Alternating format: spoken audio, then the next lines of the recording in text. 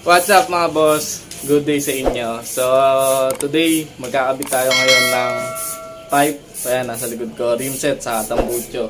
Daing Cypher sa rim set na kulay blue. So, ito yung motor ko. Papakita ko muna. Ayan.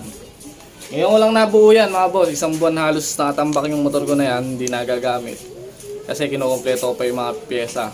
Kulang pa yung mga pyesa niyan mga boss. Kulang pa ng kaha. Pero lahat bago. Yung tapalodo, yung dibdib, footboard, bangka, araro, batok. Bago na lahat yan. So, inassemble ko lang kasi wala akong nagagamit na motor. Basta ngayon, ang kulang ko na lang yung kaha. Yung kaha na gamit ko na to sa pinsan ko. Ayun yung motor niya. Ayun, nakatambak. Ayan, ayun yung motor niya mga boss. Hiniram ko lang yung kaha.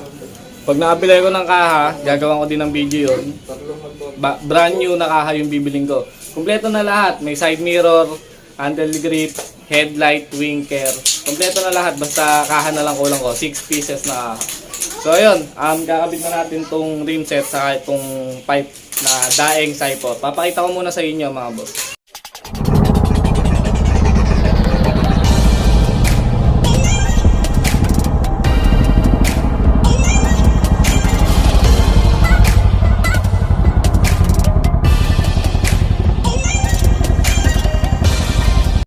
Ayan mga boss, yung ikakabit natin na tambucho.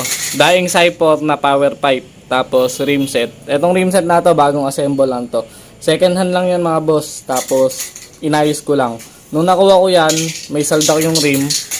Tapos yung hub, kailangan i-repaint. So bumili ko ng bagong rim. Yung rim na kulay blue na yan, na Vans Boy. Nabili ko lang yan, 500, dalawa. Tapos etong hub, 5BB. Nirepaint ko lang yan ng samurai paint. So, kung gusto niyo makita kung paano mag-repaint yan, sa channel ko may video ko niyan kung paano ginawa kong repaint yan. Yung kulay niyan parang original na 5BB na silver. Yan. Ayun yung isa. Tapos etong Daing Cypher na to, second hand ko lang din nabili yan. Nabili ko yan mga boss ng 800 pesos power pipe. So, mamaya mapapakinggan nyo yung tunog niyan.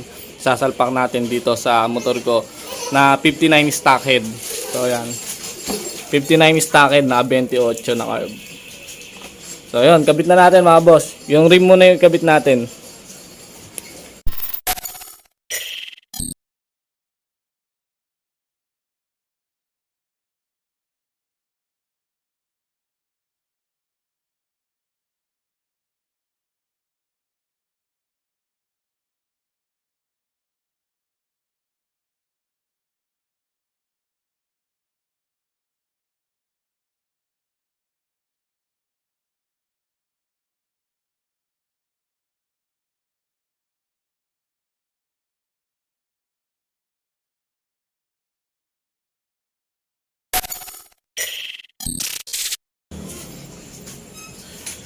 Ayun mga boss, naikabit na natin yung rim sa harap.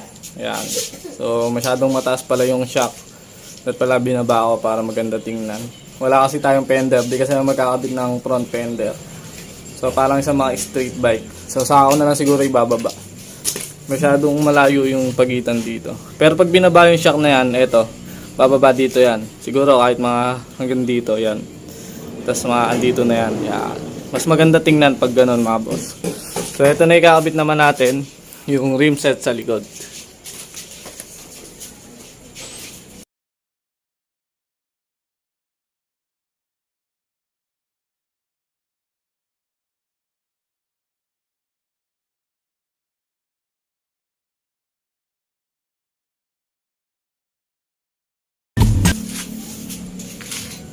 Ayan mga boss, nakikabit na natin yung rim.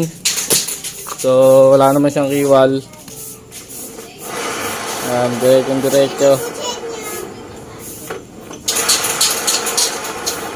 Ayos yung pagkakatorno. Maganda yung pagkakatorno mga boss. Diretso. So next, kakabit na natin itong Daing Cypher na power pipe. Ito nalalagyan ng silencer. Kaso nung nabili ko siya, wala siyang silencer. Tapos yung heat guard niya, wala. Bibilang ko siya ng heat guard na hotdog. Stock heat guard din ng Yamaha, yung hotdog. So, bibilang ko siya soon. So, yun, kakabit na natin yan mga boss. Yung Daing Cypher. Para mapakinggan nyo yung tunog.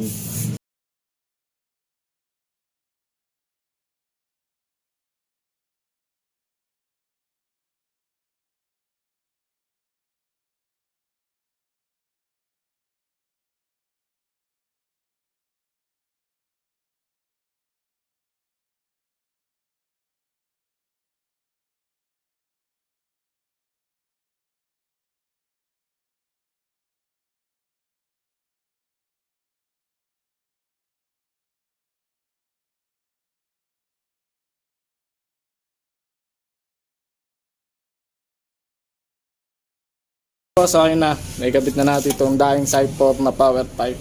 So paparinig ko siya sa inyo, sound check niya.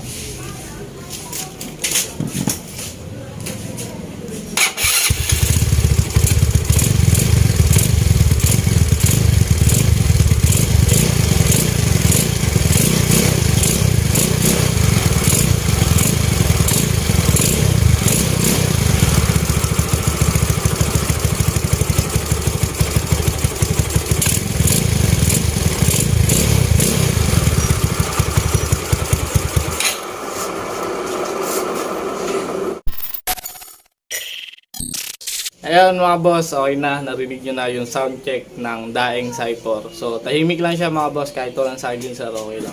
So bakayad muna yung tambucho kong gamitin ko, kasi tahimik lang siya para iwas sitahin. So pag nagka-budget na lang tayo, saka tayo bibili nung gusto natin na pipe, yung JBT na version 3 adjustable. Sa ngayon, yan muna yung gagamitin natin. And ayun, sa susunod na video mga boss, pag nakabili na ako ng bagong kaha, gagawin ko din ng video. Tapos yung mga bago ko din na binili, isasabay na natin ikabit, tulad ng side mirror, headlight, tas winker. Ito kasi sa pinsan ko din yung mga yan, hiniram ko lang. Tas handle grip, yan, tas lever, bumili din ako.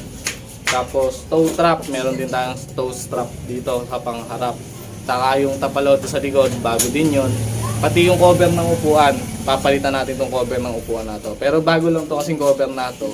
Kaso ang issue niya, pinapasukan ng tubig. So, M-Power yung tatak ng upuan na to. 850 lang to sa Shopee. Papalitan ko na lang ng seat cover na JRP. So, JRP na original, bibili tayo. At kukumpletohin natin pag nakabili na akong kaha. So, yun lang mga boss, update lang to.